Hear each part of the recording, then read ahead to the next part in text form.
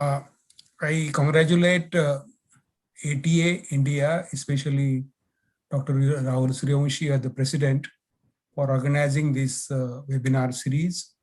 And I think Ayurvedic Association is getting Ayurveda in proper direction. Let me just brief you, which has been actually discussed with Dr. Rahul Suryavanshi, is about National Commission on Indian System of Medicine, where the bill has been passed by Lok Sabha. And like a National Medical Commission, you will have National Commission of Indian System of Medicine in near future, and where whole education of Ayurveda, say minus Ayush minus homeopathy, will be under this commission. And then why I'm talking all this is because there will be various boards like National Medical Commission. Under National Medical Commission, we have 4 boards: UG, PG, Accreditation, and Registry. There are only here also there are 4 boards: one for Ayurveda, one for Unani, and others. But then third board is for medical assessment and rating, where like an NMC, this commission is also handing over the job of recognition and monitoring of Ayurvedic colleges across the country. By Ayurveda, I mean all, Unani and all, under this board.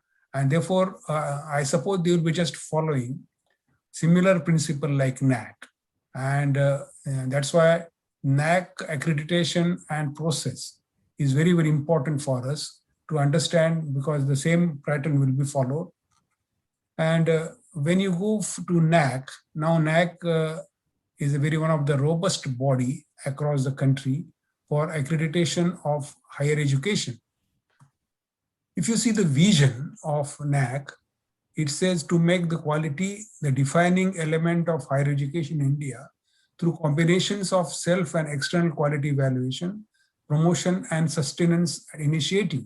I think it's one of the very robust and transparent body which is going to highlight the quality of education across the country in all higher education.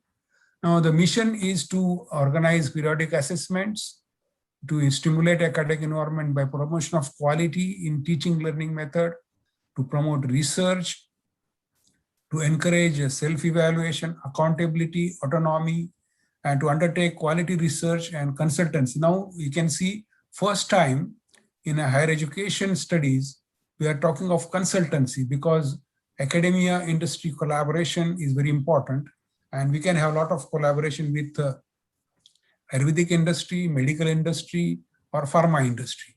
And therefore, what is important is the mission is giving a quality education and promotion and sustenance.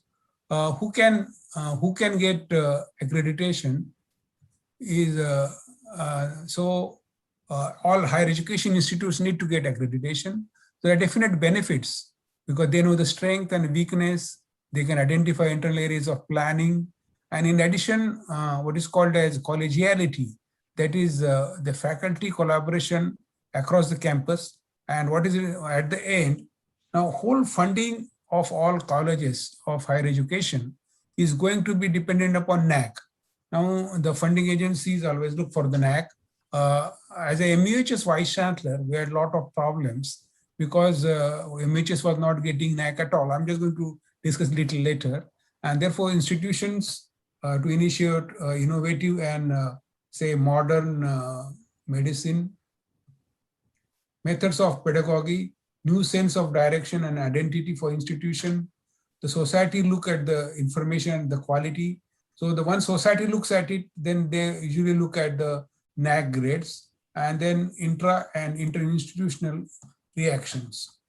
So if you see, NAAC is doing a lot of things nicely.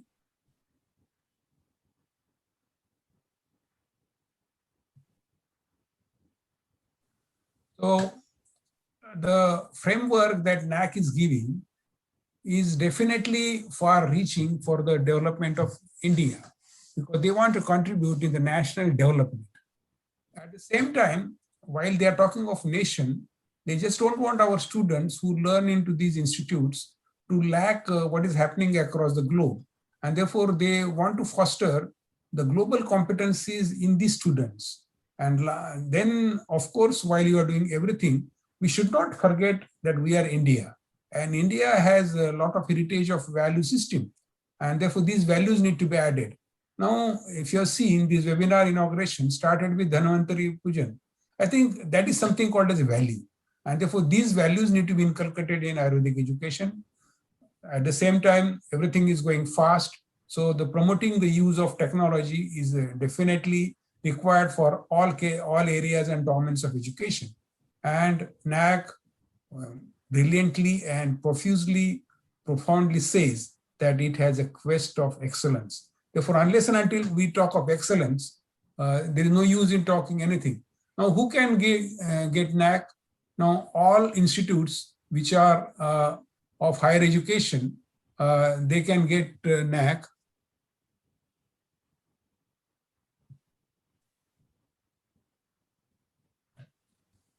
Now, the college is affiliated to university by the UGC, and even the colleges of under deemed university all are under NAAC. The colleges which have the autonomy under UGC, and then provide all colleges of statutory provisional regulations which are recognized by AIU. And therefore, I think this list is long that all colleges can get NAAC. The problem, now I just come to how this achieved, that when I was Vice Chancellor, a lot of the Government of India fundings which were coming to universities were dependent on NAAC. And MUHS, being an affiliated university, was not getting any NAAC accreditation because we are not fitting in there at all. And therefore, because until then, the health professional institutes were not included in these areas. So we had a lot of correspondence with NAAC. In fact, I paid a special visit to NAAC headquarters when we had an Medical University Vice Chancellor's Conference in Bangalore. And then 4 of us, we went to see NAAC director. And then we convinced them that you can't just have medical education or health profession education outside the NAAC purview. They suggested that still you can do, and you can have maybe 5 constituent departments under the university, and then we will consider that for NAAC. But it was very difficult to have those departments of higher end, because then I tried to establish say medical education and some other department like Ayurvedic, I didn't even say establish department of Ayush, but then we are not able to do to that standard. And therefore, we were still having a lot of problems. And therefore, once we convinced, I wrote several times as the chairman of Association of Medical Universities of India about including health sciences university and colleges under NAAC. And therefore, I think this is music to my ear that we have now recognized, and we have a special circular under NAAC for health profession university. Then you can see that here, even not say constituent universities are there, but their affiliating universities are there. And then we have all the types of faculty, Ayurveda, dentistry, homeopathy, medicine. So I think this whole thing is best thing that is happening across, so to improve the quality of education. And an assessment would be done through an ICT-enabled process, which is robust, transparent, objective, scalable. And they are optimizing say latest technology, which saves a lot of time. And then we are utilizing for NAAC advanced technology tools, resources. And I think this whole thing has become very, very technology oriented. So actually, while we go for NAAC, there are several short forms. And therefore, I just want to introduce all those short forms and the process. Now, the process starts by an online submission, what is called as IIQA, Institutional Information and Quality Assessment. And then it is followed by SSR, that is self-study report. Then what you do submit is validated by DVV, that is data validation and verification. Then first time they are giving a lot of attention to students. Therefore, we have what is called SSS, Student Satisfaction Survey. and then 35% marks or say credit is given to a peer team visit, what's called the PTV, and at the end they get institutional grading. So I think there are a lot of these short forms are being used, and I'm just going to introduce one of them. So the first thing, while we are submitting an SSR, that is self-study report, you have to give all quality indicators of what is called as QRF. And now this QRF, they are a description, and they go into 7 different domains: curricular aspects, teaching, learning, research, infrastructure, student support. So these all come under QRF. And then each QRF goes into several domains. Now, let us say the first criteria is a curricular aspect, where we have design curriculum, and then curriculum planning, academic flexibility, curriculum enrichment, and feedback system. Now, the curriculum design and development is applicable to universities, whereas the curriculum planning implementation is applicable to the affiliated colleges. So what happens is we need to understand that all the design of each course, which is done by university, has to be a top class, dynamic, goes on changing, robust, and it has to be future. And we have to put in all new thoughts. Now, earlier, all our courses were what is called the T-bag model. That is, you put the student for 4.5 years, going into various phases of, study, and then the doctor is out. It is what is called a T-bag method.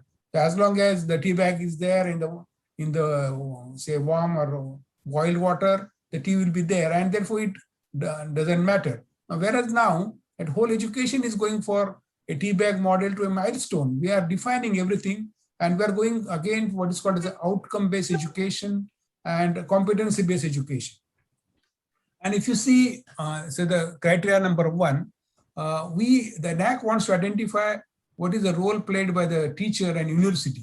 So the first indicator is curriculum planning. There are 10 marks, where it is the institution effective curriculum planning. And then it goes in the second thing about full-time teachers, participating teachers, and everywhere there is what is called as a qualitative as well as quantitative. And if you see, there are data templates available of curriculum planning, how many times the quantitative method will find out how many teachers we have, how many of them participated in board of studies. So this whole thing is very dynamic and very reflective to find out how the teachers in your college are participating in university campuses. Now, therefore, if you see university, matrix, we have 7 criteria of QIF, autonomous colleges 7 criteria, and then we have key indicator 34. Then with all of them, they are of 2 types. What is called as a qualitative. In a qualitative, every matrix has to be given as in form of essay, whereas in quantitative there are formulas, and therefore this whole thing becomes very complex. That we have around 115 metrics for universities and 96 for the constituent colleges. Then we go to second criteria, that is teaching learning, where we have student enrollment, catering of student diversity, teaching learning process, and the evaluation. This whole thing, I will not go in detail because this whole project of QIF is around 250 pages. And is very complex. And let us say teacher learning method, they want to find out how it is student-centric. They're using participatory learning, problem-based learning, SDL, then project-based learning. And therefore, while we describe this, you can see here that the response has to be written in detail with a 500 words. And then there is a process given that each department will start describing, and then the second department or the second faculty will review, then go back, and then it's a dynamic process till you submit. Then they are talking about what is called as reforms in education, where you can see the competency base is there, because now National Medical Commission has agreed and they are implementing comprehensive CBME across all the colleges in the country. And now this is the second year where the paraclinical subjects are under CBME. And Ayush has already decided that they should go into competency-based medical education. And I think while the commission will come and pass, the first order would be a competency-based Ayurvedic education. Now, looking this into future, as a vice chancellor, because I had 5 faculties, I always thought that suppose I have a faculty of Ayurveda under me, I am vice chancellor of Ayurveda as well. So being progressive university, we participate in World Ayurvedic Congress, and we conducted one workshop on competency-based Ayurvedic education, where we at least sensitize people to how to continue into a CBME of Ayurveda. I think this need to be taken further. Then we have research and innovation, the promotion. I think this whole thing is wide detail. They require innovation ecosystem, publications. Now, the first time this thing about consultancy, that NAAC doesn't see that if you are a practitioner, you do not consult. You can consult in projects and then extension activity, and then everywhere you can see. Now, these are the say research projects available, where you can proudly see that there is an Ayush written everywhere. So what are the schemes available for PG? What are the schemes available for grant? And down, there's a formula where it is quantitative. And then these are research papers, and where all these papers need to be from implemented, and then we have to follow that procedure. So the NAAC wants, under this criteria, to harness innovation, that not only research, innovation has to go beyond. And because the curriculum and updated syllabus, that innovation has to be there. If you see, the research requires money, so knowledge is converted by research, whereas whatever research you have is converted into innovation. And therefore, innovation pays you back, and then you can do more research. And therefore, all the students will be evaluated on the analytical skills, and they nurture the spirit of innovation. And I think this is one of the best things that is happening, because whole world is traveling towards innovation. And those innovation need to be even in Ayurveda and all faculty. And therefore, I think that is, if you follow this NAAC, then I think our innovation potential will increase. Then there is a criteria 4 about physical faculty facilities, clinical equipments, library, because they are putting a lot of say attention on libraries, especially e-libraries. And then you can see the IT infrastructure, because the whole education is going to be online. And then world has become what you call as a small place. The definition of knowledge is changing. We say that what is my knowledge today is you should know where it is available, because it is so dynamically improving and dynamically expanding that it is physically impossible for anybody to understand latest development. Therefore, we require an IT sector, and therefore find out what is knowledge today. And therefore, so what I'm trying to say is NAAC wants you to optimally utilize technology. Then they should have a well-developed ecosystem. The clinical skill laboratories, I think all simulation labs are there. Now, all Ayush teachers or Ayurveda teachers need to think in that term of starting a simulation labs for even Ayurveda, because MCI or NMC has already asked for a phase-out manner about simulation labs in medical colleges. The criteria 4 is about student support and about alumni engagements. And then what is important is whole NAAC process wants to evaluate how the students are taught, do they learn, and therefore under NAAC accreditation, they have all these value-added services which they have to choose from based on their interest, inclination. And we need to be student-friendly. That is basic. And NAAC wants that. And NAAC insists on the mentorship programs, PTA, remedial measures to be taken. I think first time we are considering a student as a major stakeholder and to find out whether they are happy. Then we have key indicators like institutional vision, faculty development strategies, faculty financial empowerment. This goes on. And therefore, what is important is NAAC wants a mature leadership to be working in a medical, say, Ayurvedic college or any college of higher education, because they give a lot of weight to the leadership, the vision, mission statements, because each college has to be a vision statement, a mission statement, how they are doing about gender equality, what are the alternate sources of energy, say whether they have disability friendly environment, I think is far better than before. And the health science universities colleges also have to comply with critical parameters based in this framework. The seventh is institutional values.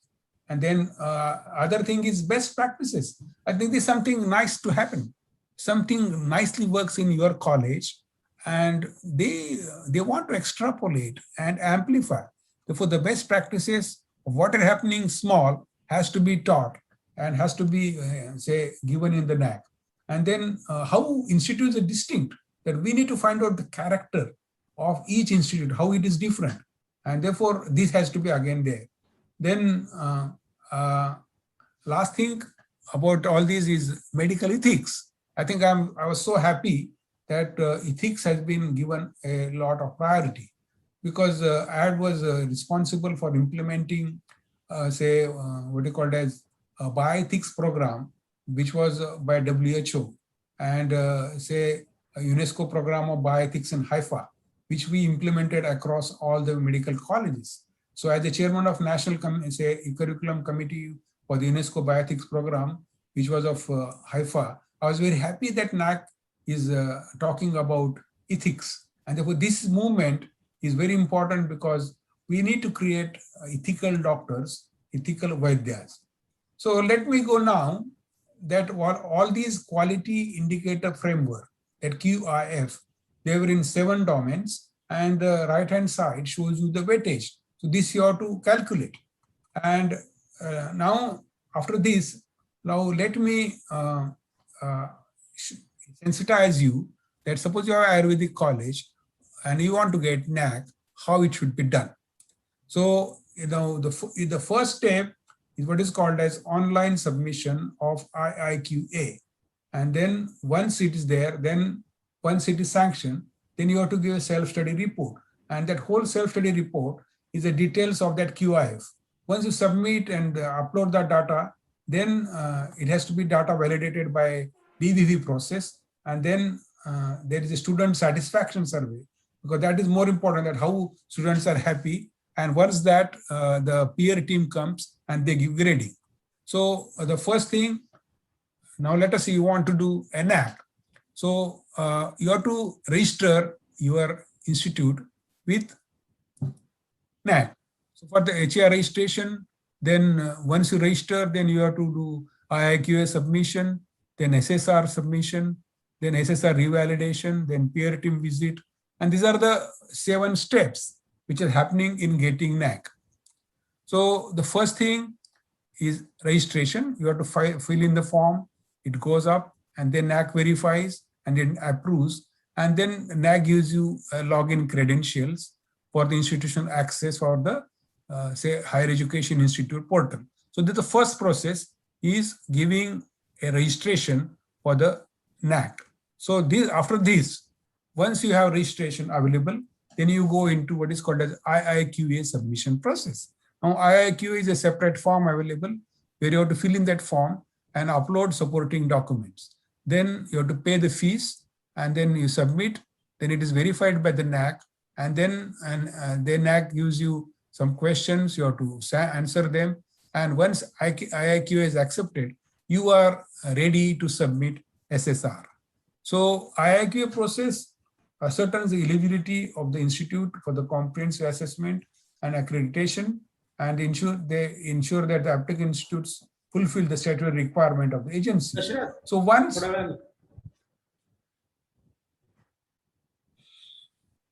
anything, Dr. Dhumal? Hello. Sorry. I'm audible. Yes, sir. Yes, you are audible. Okay. Now once your IIQA is satisfied, then we have an SSR, that is self-study report. Now you have to fill in SSR in all those QIF, which are detailed pro formas, and it goes into maybe thousands of pages with all supporting document. And first you have to upload the template and then pay the fees, and then the select non-applicable matrix, and then that whole SSS process goes up and therefore once it is uploaded, then they come down. Now the SSR consists of say executive summary, profile of institution, then extended profile of the institution, then all these QIF and templates.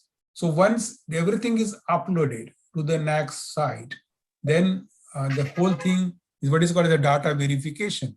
And then the DVV say identifies the deviations, and then DVV submits queries. You have to answer those queries, and then DVV verifies the responses. And at the end, that whole thing happens. Actually, the data verification is done by a partner institute, which is a very valid and transparent process, and then it is accepted. So this is once about a data. The third thing is about what is called as student satisfaction, that whether students are happy. And then the students, we have to submit email IDs of students of all classes, of all branches and all faculties. And then initially 30% students are given a survey, and then they give response. In case the response is less, then they're given to the rest of them, and they monitor and for 10% of the survey, and then the closes within the 10 days. And then there is a computerization to find out whether the students are happy. I think this is a nice process of student satisfaction. Then whatever, say, research projects and research publications you are uploaded, it has to be on the InfluBNet. And then they do what is called as InfluBNet bibliometric data, where all the HIS details are uploaded to find out whether all these publications are in the Scopus or the PubMed. And then this is validation done through what is called as a technical means. Then we have what is called as SSR QNM, that is, we have what is called the pre-qualification, where compute of, say, quantitative data, which is done. And if you see, this is the details of, say, SSR of health universities, where there are 7 criteria. The key indicators are 35, and the total metrics are 2 types, quantitative and qualitative. The qualitative are 44, quantitative are 81, and total weightage is 1,000. I think this goes into far more details. And these are the, say, so what are the QIM and QNM for the total, for all the criteria and the distribution, which is available for download from the manual. So the QIM is a qualitative, where you have to give descriptive, 500 words description has to be given. It has to be perfect because you need to express all your competency in that domain in 500 words. Whereas a quantitative, where it's a formula. Suppose your teachers. So number of teachers that you have divided by full-timers available or the research projects available. So it becomes a quantitative matrix. So these are the weightages of all of them. It's available for download for everybody. And I think with these, once I think you have all that available, then it goes into phase of a peer review report. And therefore, I can just briefly summarize. You have IIQA, then self-study report, then data validation, then pre-qualification, peer team visit, and final assessment. So IIQA information within 15 days, accepted, rejected, and then you have 2 times you can do, say, refer back again. And then we have to submit SSR in advance copy. And I think institution profile, extended profile, SSR, executive summary, this whole thing there. And then we have DVU process, clarification to the HR, pre-qualify, failed, and then if you see pass, and then you get fresh IIQA. And then the whole thing is system generated, and it is, say, notified within 30 days. So I think at the end you get a peer team visit to find out, because 35% of credit is on the peer team, where the peer team is very transparent, and then they don't want to do any hospitality of peer team. Everything is given by NAAC, and they just directly come and visit your, depending on what they want to see. And then once you have a input from the qualitative metrics of peer team report, and then input from the quantitative metrics, they both combine together 35, 65, and put together they give HE grade. So I think this is about the process that we are following from IIQA to peer team and requalification to the say NAAC accreditation. So if you see, because I had been witnessing in MIMER about NAAC, say it's very complicated, it's very transparent. At the same time, data collection, collation becomes very, very what you call as intensive, and there are likelihood that you might make mistakes. Then there are a lot of say data revisions are there. You have to see about the quality, then traceability of data, and then whatever you submit, it has to be seen that there is called geotagging, that even all photos taken on the hospital, they have to be geotagged, and privacy of secret data, and they go on changing, and then you need to dynamically upgrade the NAAC manuals, and then you have to, all these post-audit follow-up has to be done. So keeping this in mind, while I was working in MIMER as a director, I've seen that this becomes so much of problematic that there are at least 25 to 30 people working of each department uploading their data. There were departments who are supervising, and all these QIF, they were reasonably overlapping, and then you need to find out which component goes in which place. So I thought we require a technology. Now, InPod was with us for having a platform for say competency-based medical education. Therefore, I requested Mr. Sanjay Jazurikar that you require a similar platform for NAAC accreditation. And therefore, I am very happy they agreed, and they are going to, and they are launching a platform for NAAC accreditation. I think this webinar is the first of that series to find out how technology is going to help you to find out all these NAAC, SSR and DVV and everything put together. Thank you. Any questions?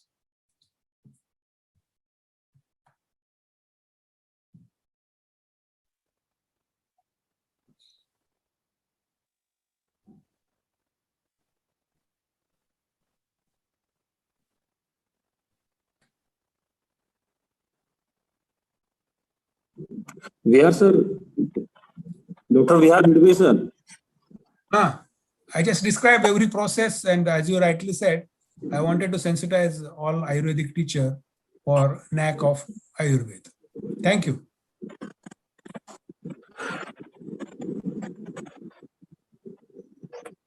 I think he is maybe a technical problem. Mr.